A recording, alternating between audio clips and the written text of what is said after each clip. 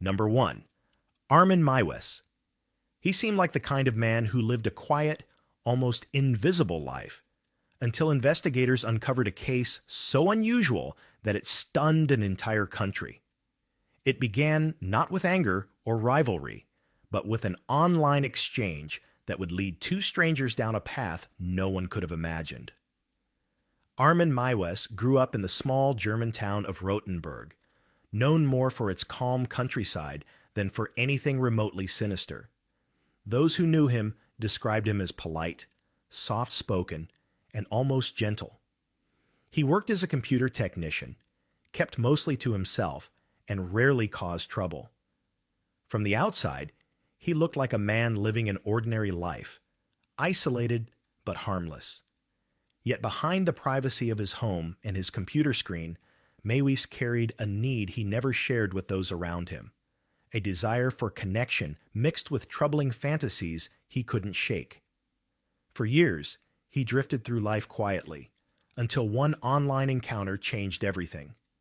In early 2001, Meiwes met Bernd Jürgen Brandes, a man from Berlin who had responded to his online posting. The two men exchanged countless messages, each one pushing the situation forward in a direction that no one would have believed if it hadn't been documented. Eventually, Brandes traveled to Meiwes' home on March 9, 2001. What happened inside that house was a deliberate act carried out with a calmness that investigators later struggled to understand. Meiwes carried out the killing, one he believed had been agreed upon by both parties, and afterward he continued as if life were almost normal. For months, nothing surfaced. No missing person alert, no dramatic search, no sudden panic in the community. It was as if the event had evaporated into silence. But silence doesn't last forever. Almost a year later, in December 2002, police received a tip from someone who had seen disturbing posts online linked to Meiwes. Officers arrived at his home, and what they found there, including detailed recordings and personal notes, left no doubt about what had taken place. Investigators realized they were dealing with a case unlike anything they had encountered before. Every new discovery raised more questions. What had motivated this? How long had he been planning it? And how had he managed to keep it hidden for so long? The deeper they searched, the more complex the story became. As the case reached the courtroom, the legal system faced a challenge. Meiwes admitted what he had done, but the debate centered on what the law should call it. The defense argued that the act was carried out with agreement, while the prosecution insisted that no consent could justify a killing. Trials in Germany rarely draw global attention, but this one did. Expert testimony, psychological evaluations, and digital evidence were all dissected in front of the court. In 2004, Meiwes was convicted of a lesser charge, but prosecutors pushed for a stronger verdict, arguing that the full intent behind his actions needed to be recognized under the law. A retrial followed, and in 2006, the court delivered its final decision. Meiwes was guilty of killing Brandes and was sentenced to life imprisonment. Today, Armin Meiwes remains in prison, where he is given occasional interviews, but otherwise lives a life far removed from the online world that once fueled his actions.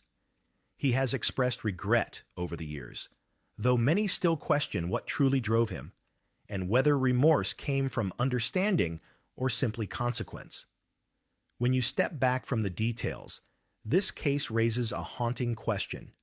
How much of a person's darkness can stay hidden behind an ordinary face? And how easily can a life that seems quiet and stable spiral into something that defies comprehension?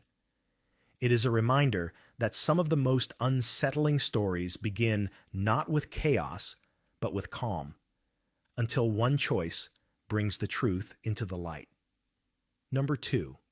Robert Wilbert Tulloch and James Jennings Parker. It began like the kind of visit you might never question. Two young men knocking on a door in a quiet New Hampshire neighborhood.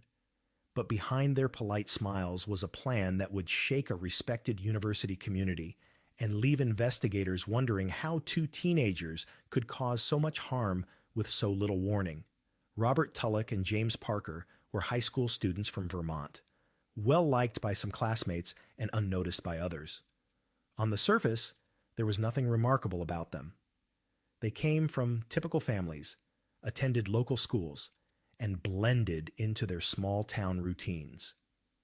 Yet beneath that normal image, Tulloch had grown obsessed with the idea of escaping his life, imagining a future that involved running away, living freely, and accumulating resources by any means necessary. Parker, younger and more impressionable, followed Tulloch's lead, drawn into plans he didn't fully understand. Together, they created a world of fantasies that slipped further and further from reality. On January 27, 2001, their plans took shape. Tulloch and Parker targeted Half and Suzanne Zantop, two well-respected Dartmouth College professors known for their kindness and hospitality. The teens arrived at the couple's Hanover home with the excuse of conducting an environmental survey for a school project, a simple story designed to lower suspicion. The Zantops welcomed them in, unaware of the danger standing in their doorway. What followed was a violent attack that left both professors fatally injured. Afterward, the teens fled the scene, trying to return to their everyday lives as if nothing had happened, but actions like these don't stay hidden for long. As the hours turned into days, the investigation gained momentum. Detectives found clues inside the Zantop home that pointed toward younger suspects: fingerprints, partial footprints, and items left behind. The randomness of the attack puzzled investigators at first, but the details slowly aligned. Tulloch and Parker's names surfaced, and within weeks the search for them stretched across state lines.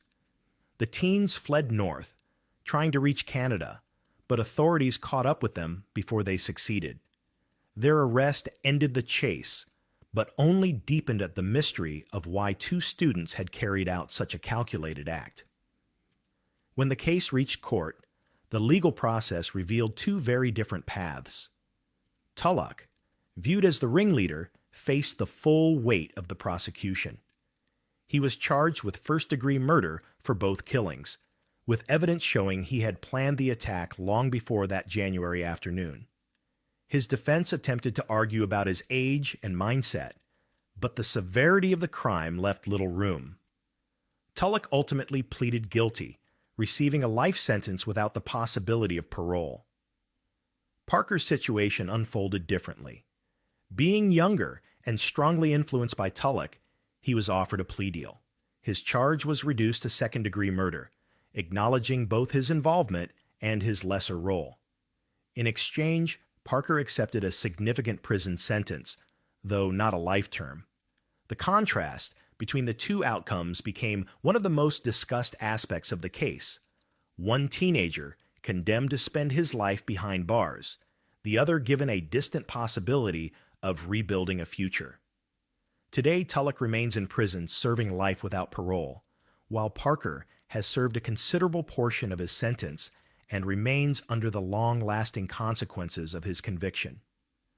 The two former friends, once inseparable, now follow separate paths, shaped entirely by choices made in their youth. Looking back, this case forces a troubling reflection. How can ordinary teenagers drift so far from the expectations of their age? And how does a single idea grow into a plan that destroys multiple lives? The Dartmouth murders serve as a stark reminder that danger doesn't always come from hardened criminals. Sometimes it begins with a quiet knock at the door, delivered by those no one ever thought capable of harm. Number 3. Michael Peterson.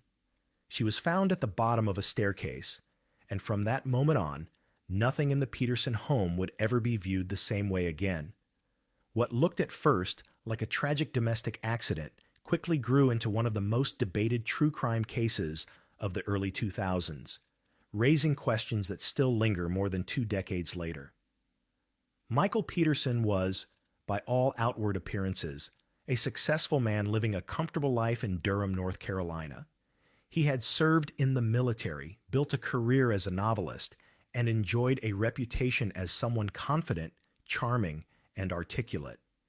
He and his wife Kathleen seemed to live a life many admired: a spacious home, a blended family, and prominent positions in their community.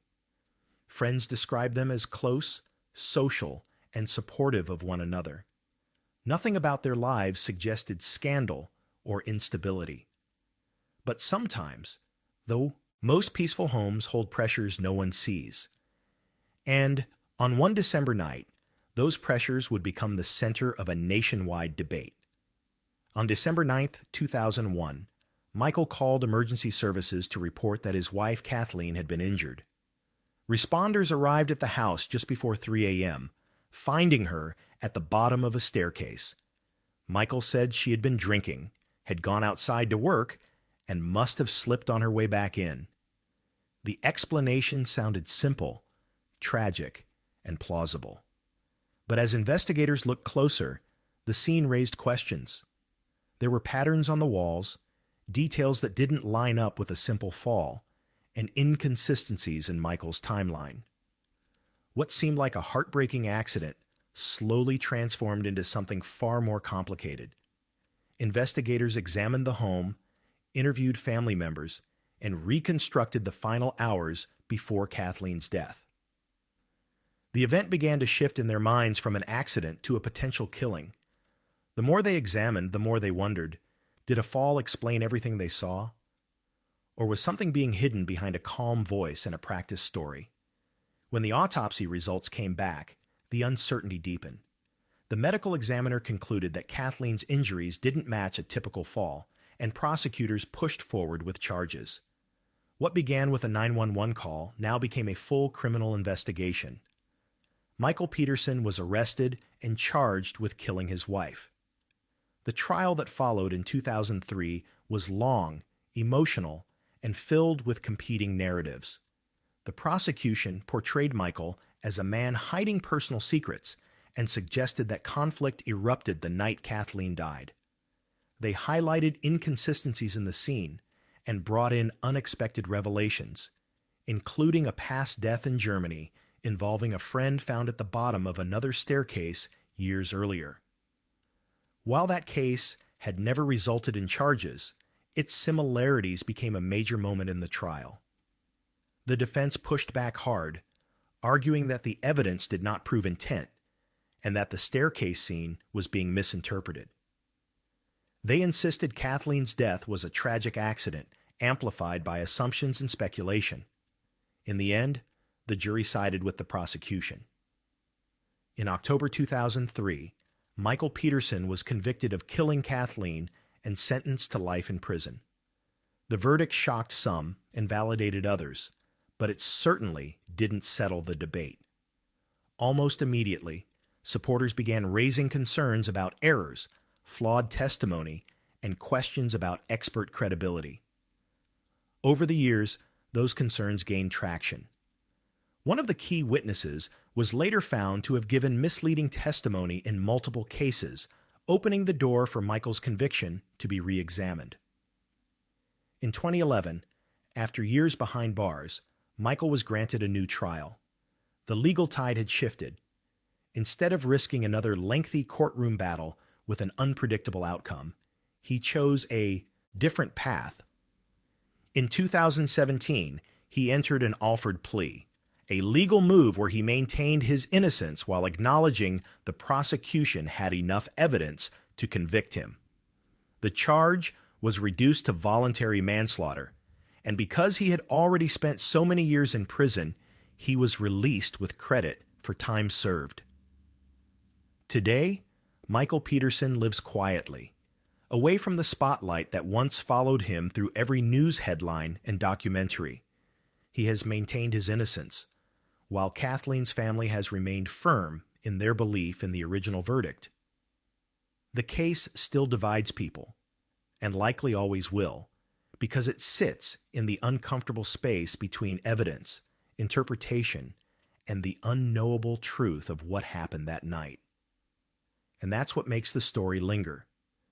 Two people alone in a house, one no longer able to speak for herself, and a series of clues that seem to shift every time you look at them. It leaves us wondering how well we can ever truly understand another person's final moments, and how one unanswered question can reshape an entire life. Number 4. Todd Kohlhepp. It started as a story of second chances, a young man finishing a long sentence and stepping into the world again, determined to rebuild his life. But behind Todd Kohlhepp's calm exterior was a history of control, anger, and manipulation that would eventually lead investigators to one of the most disturbing confessions of the 2000s. What looked like a new beginning in 2001 was actually the quiet start of something far darker. Todd Kohlhepp had already spent 14 years in prison before his release in August 2001. As a teenager, he had been convicted of a violent kidnapping, a crime that shaped how the world viewed him and how he viewed himself. After leaving prison, he tried to reinvent his life. He studied, got a real estate license, and built a successful business in South Carolina. Clients saw him as confident, smart, and unusually driven. Some admired his ambition. Others noticed he could be intense, short-tempered, and controlling, but few suspected anything beyond a complicated past. To most people around him, Kohlhepp was just a man trying to move forward. Yet beneath the professional image and polished smile, he carried impulses he had never truly left behind. On November 6, 2003, Kohlhepp committed the killing he later described as his first after prison. A man named Ben was found at a motorcycle shop near Spartanburg, South Carolina, along with 3 co-workers. At first, investigators struggled to understand what had happened. There were no leads strong enough to point to a suspect, no dramatic confrontation, no obvious motive. The case grew cold, and Kohlhepp continued on with his life as if nothing had changed. He expanded his business, bought land, and became known as a wealthy, self-made entrepreneur. Behind the scenes, however, he was beginning a pattern of targeting individuals in remote or vulnerable situations, keeping his actions separated from the life he showed to the world. For years, nothing connected Kohlhepp to any major crime. He blended in so effectively that even people who sensed something off about him could never explain it. That changed in August 2016 when 2 missing people, Kayla Brown and her boyfriend Charles Carver, disappeared without a trace. Their friends and families pushed for answers, and digital clues began to narrow down their last known movements. The turning point came when investigators traced Kayla's phone activity to property owned by Kohlhepp. On November 3, 2016, they searched the land, expecting to find evidence of the couple's fate. What they discovered instead was something no one anticipated. Kayla was alive, held inside a locked container on the property. Her rescue unraveled everything. Once investigators confronted Kohlhepp with the evidence, he began to talk. Over the following days, he confessed to multiple killings, including the unsolved 2003 motorcycle shop case and additional victims he had targeted on and around his property. His calmness during the interviews stunned investigators. He described events with a level of detail and detachment that left no doubt about the scope of his actions. Detectives now faced an entirely new reality. A successful businessman had been hiding a series of crimes for more than a decade, right in the open. The legal process moved quickly. Kohlhepp was charged with multiple counts, each one supported by evidence discovered on his land, statements from surviving victims, and his own admissions. The prosecution built a case showing a long pattern of calculated behavior. The defense had little room to work, given the overwhelming proof and Kohlhepp's willingness to explain parts of what he had done. On May 26, 2017, Kohlhepp pleaded guilty to 7 counts of killing, along with additional charges connected to kidnapping and other violent offenses. Instead of a lengthy trial, the plea ensured he would never leave prison. He was sentenced to 7 consecutive life sentences without the possibility of parole, effectively ending his life outside the correctional system. Today, Todd Kohlhepp remains in a South Carolina prison, where he is expected to spend the rest of his days. Investigators still revisit his case periodically, questioning whether the full story has been uncovered. His confessions solved years of unanswered questions, but they also left behind unsettling gaps, moments that suggest he may have withheld details known only to him. When you look at the arc of Kohlhepp's life, one haunting idea stays with you. A person can build success, wealth, and influence, all while hiding something unthinkable behind a carefully maintained facade. It forces us to consider how well we truly know the people around us, and how easily a mask of normalcy can conceal a secret that changes everything once it finally comes into the light. Number 5. Ronald Dominique. He blended into the background so completely that almost no one noticed him. And that's exactly what made his story so unsettling. In the quiet towns of southern Louisiana, people thought they knew their neighbors. But for years, a man living among them was carrying out a pattern of killing that would only come to light long after the damage was done. His quiet demeanor became the disguise that allowed one of the most prolific offenders of the 2000s to move unnoticed. Ronald Dominique grew up in the bayous of Lafourche Parish, raised in a working-class environment where everyone seemed to know everybody else. He was described as soft-spoken, shy, and someone who rarely caused conflict. By his late 30s and early 40s, Dominique lived a life that seemed lonely but unremarkable. He moved between small towns, took on low-paying jobs, and often struggled with health issues. People who encountered him sometimes noticed a nervousness or awkwardness, but nothing that suggested danger. To most observers, he was just another local man trying to get by. But behind that reserve was a growing pattern of behavior that no one yet recognized. In the late 1990s, the first signs appeared. Men from the area began disappearing, later being found in remote locations across rural Louisiana. At first, investigators didn't connect the cases. Some victims were discovered weeks apart, others months. Their backgrounds were different, and the circumstances varied enough that authorities struggled to see a single thread tying them together. Meanwhile, Dominique continued moving between campsites, motels, and small rentals, staying largely under the radar. He learned how to avoid drawing attention, choosing locations and methods that made it difficult for detectives to identify patterns. Every time law enforcement began to make progress, the trail would suddenly shift again. By the early 2000s, the number of cases began to alarm investigators. More men were found under similar circumstances, and the frequency of discoveries increased.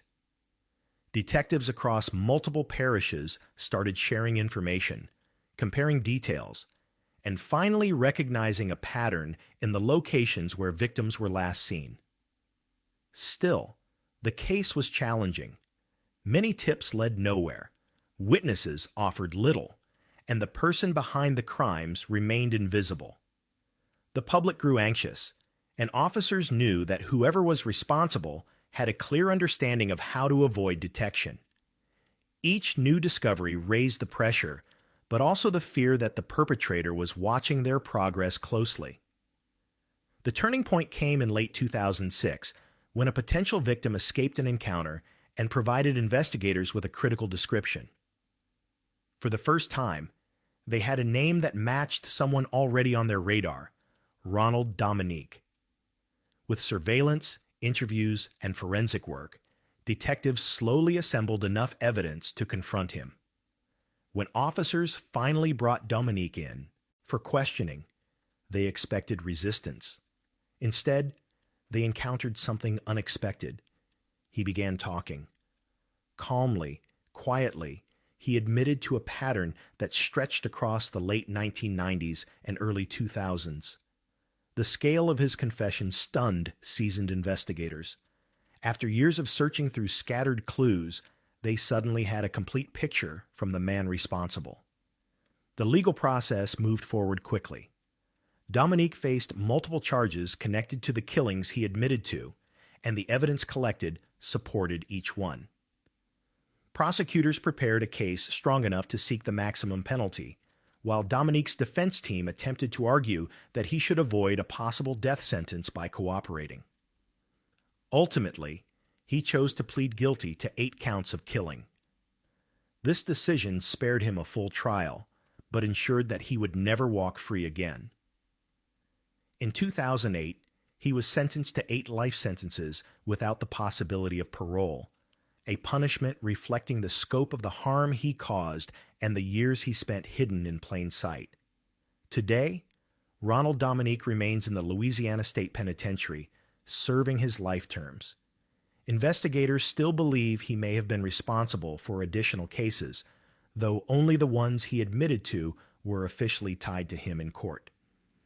His story continues to haunt those who followed the investigation, because it reveals how easily someone can blend into a community while carrying out a pattern no one sees until it's too late. And in the end, the case leaves behind one lingering question. How many tragedies could have been prevented if just one detail, one clue, one chance encounter had surfaced sooner? It's a reminder that sometimes the most dangerous individuals are the ones who seem forgettably ordinary, quietly moving through life until the truth finally catches up. Number 6. Ahmed Omar Saeed Sheikh. It began with a disappearance that sent shockwaves through international newsrooms, a journalist who set out for an interview and never returned.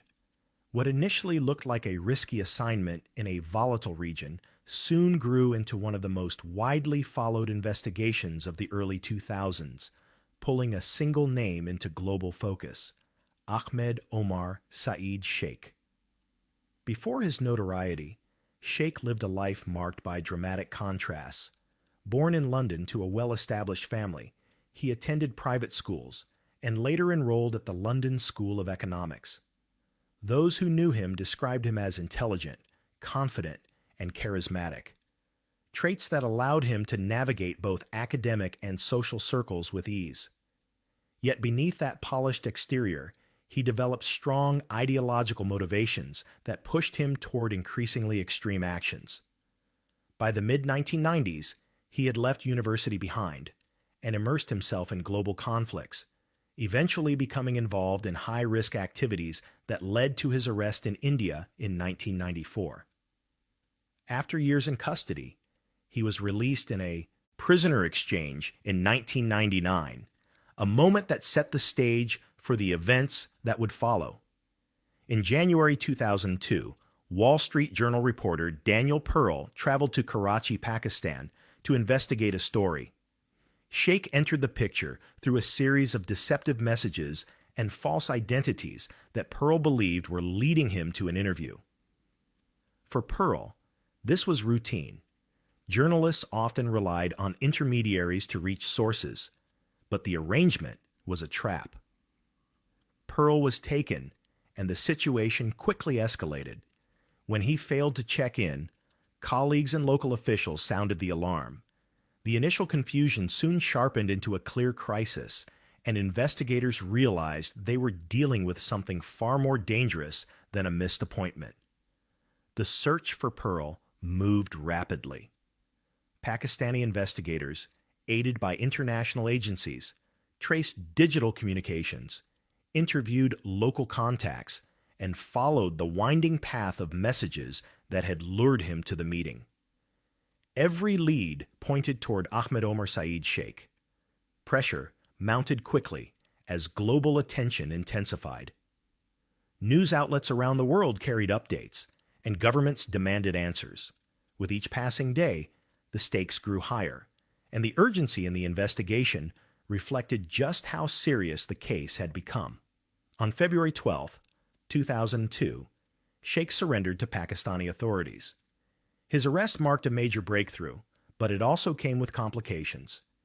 He admitted involvement in the kidnapping, though the full details of who was responsible for which actions remained complex. Investigators pieced together a clearer picture using digital evidence, statements, and records collected throughout the search. The prosecution built its case around the planning, deception, and coordination that led to Pearl's disappearance, and the gravity of what followed. Sheikh's trial began in April 2002 and drew intense international attention. The prosecution argued that he was the orchestrator of the plot, while the defense raised questions about timelines, responsibility, and the reliability of certain evidence. Despite these arguments, the court found him guilty. In July 2002, he was convicted of the kidnapping and killing of Daniel Pearl and sentenced to death. It was one of the most high-profile verdicts Pakistan had issued in years, symbolizing the seriousness of the crime and the global pressure surrounding the case. But the legal story did not end there. Over the next 2 decades, the case moved through appeals, reviews, and legal challenges. Courts revisited evidence and procedural issues, leading to complex rulings that sparked strong reactions from both Pearl's family and the international community. Through all the legal shifts, Sheikh remained in custody, held in high-security confinement as various appeals played out. Today, Ahmed Omar Saeed Sheikh remains incarcerated in Pakistan as legal proceedings continue to be revisited and debated.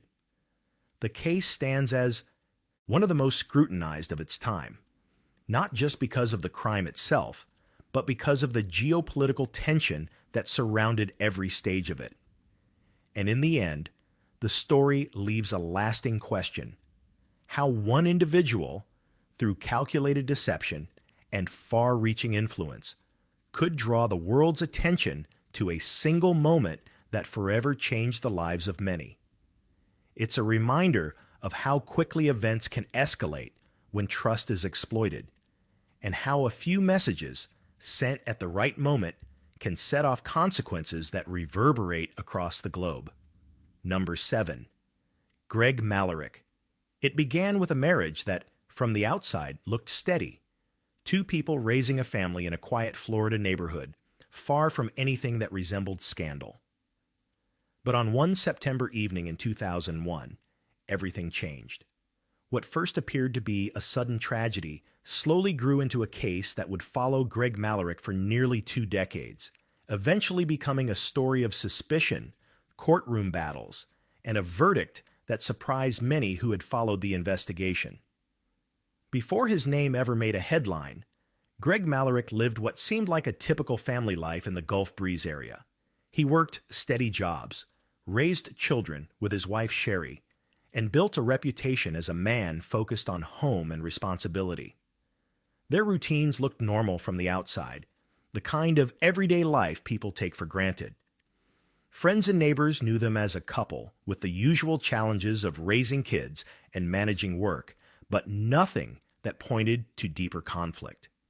That sense of normalcy made what happened next even harder for those around them to understand. On September 21st, 2001, Sherry was found unresponsive in the couple's home. At first, investigators approached the scene as a sudden and tragic death, something that could have stemmed from natural causes or a medical emergency. But as the days passed, questions began to surface. Details didn't align neatly with the initial assumptions. Certain pieces of the scene raised doubts. And when investigators reviewed the timeline, they found inconsistencies they couldn't easily overlook. Slowly, the tone of the case shifted from tragedy to suspicion. What happened inside that home on that September night? And why were the explanations so difficult to pin down? As detectives continued to examine the circumstances, they began to focus more closely on Greg. They interviewed friends, co-workers, and family members, piecing together the final days leading up to Sherry's death. Forensic reviews added additional layers of uncertainty. While nothing was definitive, enough questions surfaced that investigators decided to move forward. The case grew cold for a time, resurfacing only when new experts revisited evidence years later. What had started as a mysterious death in 2001 was now becoming a potential homicide investigation, and the pressure on Greg intensified. More than 15 years after Sherry's death, a grand jury reviewed the case. In 2018, Greg Malarick was arrested and charged, accused of causing her death all those years earlier. It was a dramatic turn for a case that many believed had been long settled. Prosecutors presented a theory shaped by inconsistencies in the original investigation and new interpretations of expert findings. They argued that Greg's explanations didn't match the evidence, and that the circumstances surrounding Sherry's final moments were not accidental. The defense, on the other hand, maintained that the state's case was built on speculation, not solid proof, and that the gaps in the evidence were too large to ignore. The first trial ended without a verdict, the jurors unable to reach a unanimous decision. The split reflected just how complex the evidence was, and how much hinged on interpretation rather than clear, indisputable facts. A second trial was scheduled, this time with even more scrutiny from the public and the media. The prosecution once again presented its theory, highlighting suspicious inconsistencies. The defense countered by pointing to uncertainty, forensic disagreements, and the long passage of time that had blurred details and weakened the reliability of certain evidence. After days of testimony and hours of deliberation, the jury returned its decision. Greg Malarick was found not guilty. Nearly 2 decades after the night that changed everything, he walked out of the courtroom acquitted of all charges. For some, the verdict brought closure. For others, it left behind a sense of unresolved mystery, because the core question of what happened to Sherry remains officially unanswered. Today, the case stands as one of those rare true crime stories where the courtroom outcome doesn't settle the lingering questions. Greg lives as a free man, legally cleared of the accusations. Investigators close the file. Yet the conflicting interpretations surrounding the case leave a cloud of uncertainty that may never fully vanish.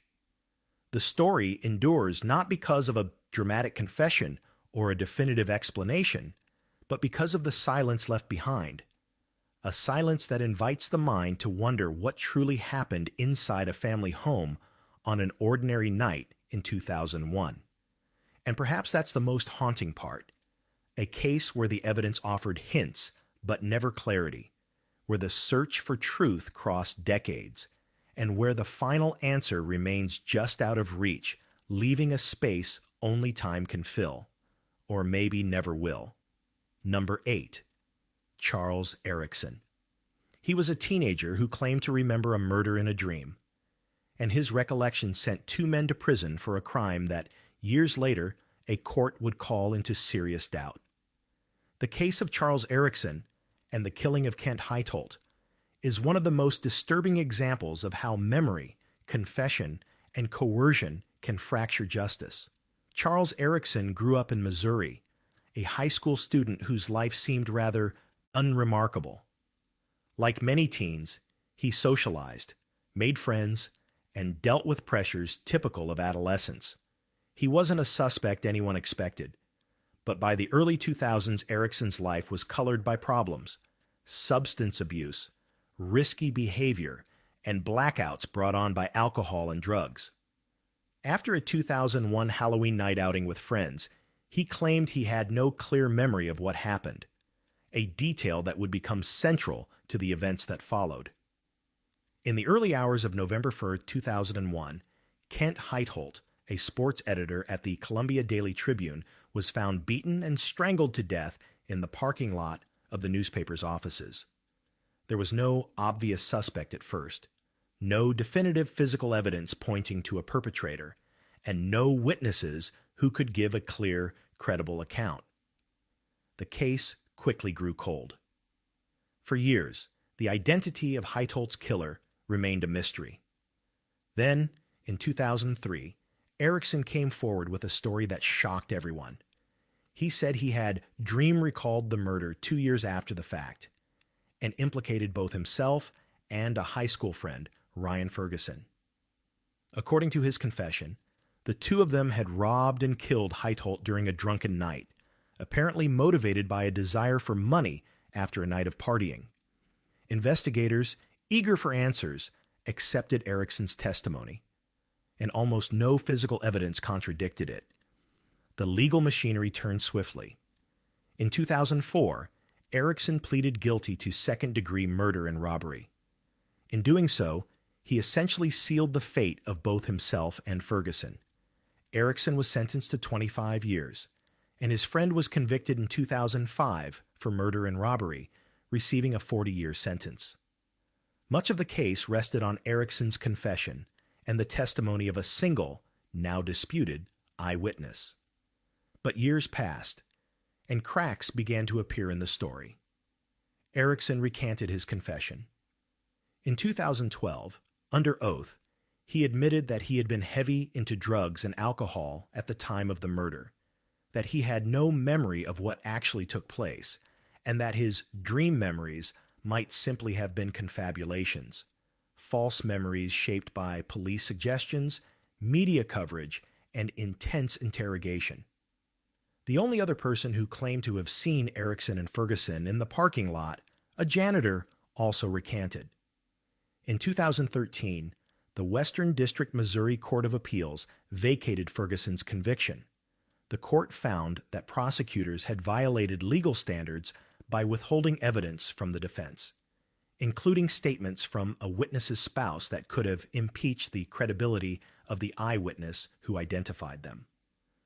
The court concluded that the original verdict was not worthy of confidence. As for Erickson, even though he recanted and the foundations of the case crumbled, his guilty plea remained intact for years. He continued serving time, while many legal observers and advocates pressed for re-examination of his conviction. Finally, in January 2023, nearly 18 years after his imprisonment began, Erickson was released from prison on parole. He had served roughly 18 of the 25 years originally ordered. Today, the murder of Kent Heitholt is officially unsolved. Investigators have reopened the case, occasionally responding to new leads, but no one else has ever been charged. The two men once convicted remain free, at least one, while others argue that justice was never truly served. What makes this case linger long after release day is how fragile memory and confession can be, especially when youth, substances, and pressure come together. Did Charles Erickson really commit the crime? Or was he, in his vulnerable state, manipulated into a story that suited a rush to closure? Either way, a life was lost, two young men spent years behind bars, and the real culprit, if there ever was one, may still be walking free. Number 9. Andrea Yates. She was seen as the quiet, devoted mother who always put her children first, until one June morning in 2001 revealed a reality no one around her could have imagined. Imagine a family that seemed peaceful from the outside, a home that looked ordinary, yet behind its walls a storm had been building for years.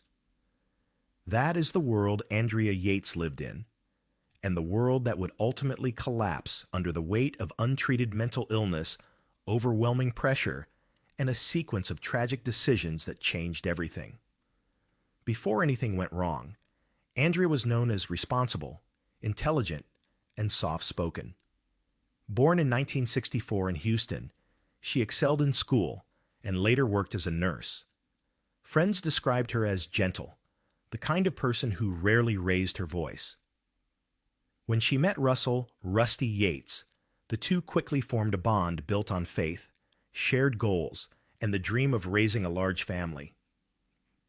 In the early years, she seemed to embrace motherhood with full dedication. They had 5 children between 1994 and 2000, and Andrea committed herself entirely to caring for them at home. But behind that serene surface, Andrea was struggling. After the birth of her fourth child, she experienced severe postpartum mental health issues that required hospital care. Doctors warned that future pregnancies could worsen her condition, but the couple continued growing their family. With each year, Andrea became more withdrawn, more overwhelmed, and more detached from the world around her. She tried to keep going, but the pressure only built higher. By 2001, neighbors noticed the spark in her eyes had faded. She seemed exhausted, fragile, and unable to keep up with daily life. Her condition was no secret, yet the seriousness of it was underestimated. Then came the morning of June 20th, 2001. Rusty left for work around 9 a.m., believing his mother would arrive shortly to help care for the children, but she didn't arrive in time. In those minutes alone with her 5 children, Andrea spiraled into a mental state investigators would later describe as completely detached from reality. One by one, she caused the deaths of her children in the family bathtub. She then called the police, followed by her husband, and calmly told them something terrible had happened. It was the kind of phone call that stops time, the kind no one could ever prepare for. When first responders arrived, they were stunned by the quietness of the scene. There was no chaotic aftermath, no frantic explanations, just a mother sitting in silence, waiting. The children were found in the home, and immediately the case became national news. People struggled to comprehend how someone with no history of violence could bring about such a tragedy. Investigators quickly learned that her mental health struggles had been severe in the months leading up to that day. She had been hospitalized repeatedly, placed on and taken off different medications, and evaluated by multiple doctors. Some believed she needed constant supervision. Others believed she was improving. The truth was somewhere in between, and dangerously unclear. The investigation focused not just on what Andrea did, but why. Detectives questioned doctors, family members, and friends, trying to piece together the timeline of her deterioration. Medical records showed that she had been diagnosed with severe postpartum mental illness and had previously expressed disturbing thoughts. Yet despite these warning signs, she had been left alone with the children that morning. Every detail, every medical note, every decision became part of the larger discussion about responsibility, treatment, and prevention. When the case went to trial in 2002, the courtroom became a national spotlight. The prosecution argued that Andrea knew her actions were wrong and should be held fully accountable. They emphasized the deliberate steps she took that morning. The defense countered with a sharply different picture: a woman suffering from severe mental illness so overwhelming that she had lost her grasp on reality. Doctors testified about her condition, explaining how her thoughts had become distorted, leaving her unable to make rational decisions. For weeks, the trial unfolded with emotional testimony from medical experts, family members, and investigators. The question was not simply what happened. Everyone knew that. The question was whether Andrea understood her actions in the moment they occurred. In 2002, she was convicted of capital murder and sentenced to life in prison. But the story wasn't over. 4 years later, her conviction was overturned after the courts discovered that a key witness had provided false testimony. That error changed the legal landscape of the entire case. In 2006, Andrea faced a second trial. This time, the outcome shifted dramatically. The jury found her not guilty by reason of insanity, accepting the defense's argument that her mental illness had completely overtaken her ability to make rational choices. Instead of prison, she was sent to a secure state mental health facility in Texas, where she remains today. She has access to treatment, structure, and supervision, and according to reports, her condition improved significantly once she was placed in long-term care. Andrea Yates's case became one of the most widely discussed and debated cases in modern American history.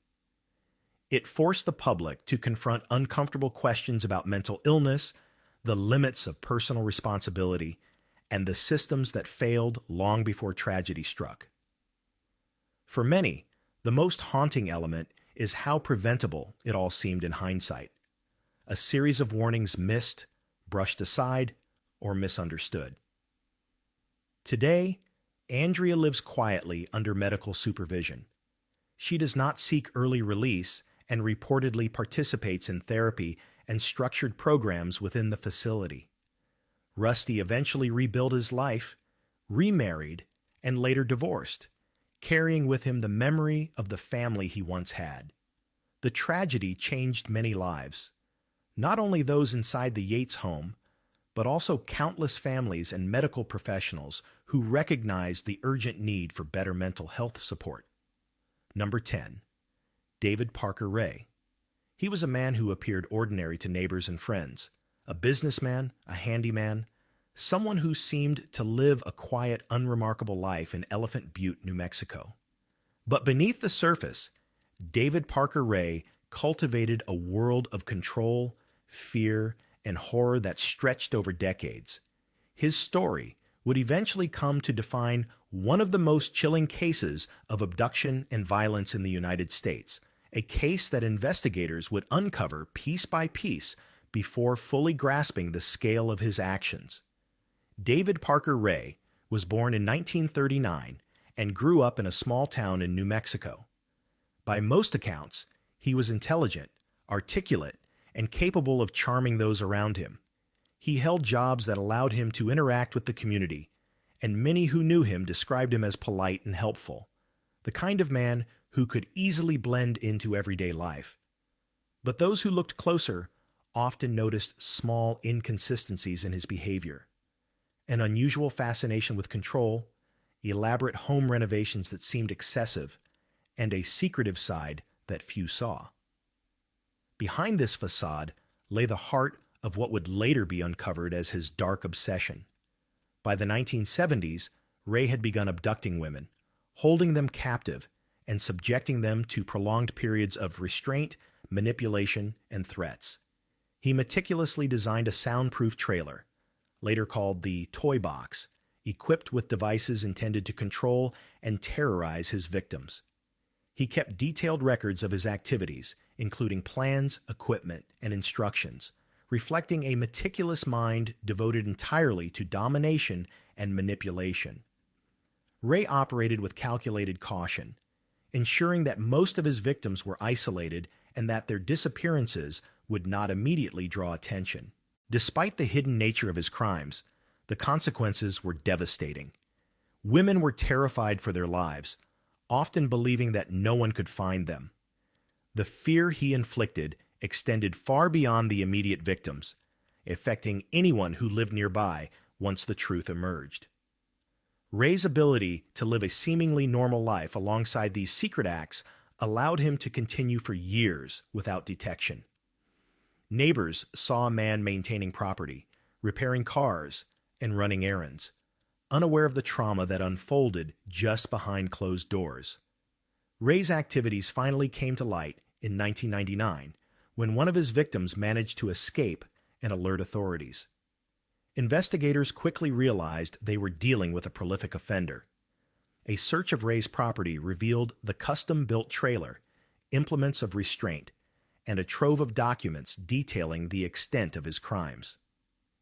Over the following weeks, law enforcement pieced together accounts from multiple survivors and examined evidence that documented years of abduction and psychological manipulation. The full scope of his criminal activity shocked investigators. Ray had repeatedly kidnapped, tortured, and assaulted multiple women, all while maintaining the appearance of an ordinary life. The legal process was swift once the evidence was overwhelming. In September 2001, David Parker Ray pleaded guilty to charges relating to his abductions and assaults, part of a plea deal that ensured he would avoid a potential death sentence while facing multiple consecutive life sentences.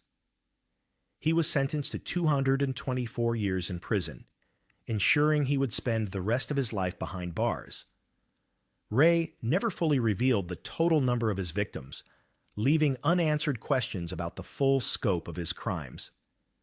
Ray died in 2002 while serving his sentence, ending a life marked by horrific acts but leaving behind a case that continues to be studied for its complexity and the unusual psychology of the perpetrator. Investigators, criminologists, and psychologists continue to examine the Toy Box case as an example of how methodical planning, careful concealment, and psychological control can allow a person to commit decades-long crimes while remaining largely undetected. What makes the story of David Parker Ray so chilling is the duality of his existence. A man capable of fitting seamlessly into a community, maintaining a professional facade, and simultaneously orchestrating terror for years. It leaves a lingering question about human behavior, the masks people wear, and how evil can operate quietly in plain sight, only to be revealed when circumstance finally brings it to light.